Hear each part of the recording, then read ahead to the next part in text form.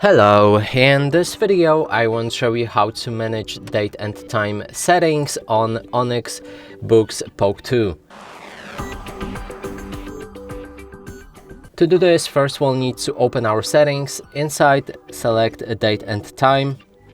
Then first option is automatically set date and time settings that you can activate or deactivate. And I would strongly recommend to keep it on, otherwise you might encounter some internet or connection problems.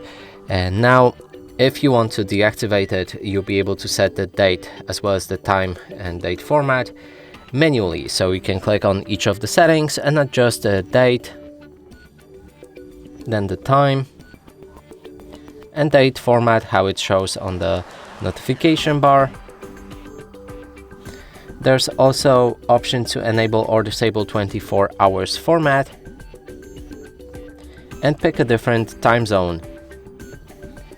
And that would be all of the settings regarding date and time on this device. And that's it for this video. Hope you like it. Please consider subscribing to our channel, leave a like and a comment below.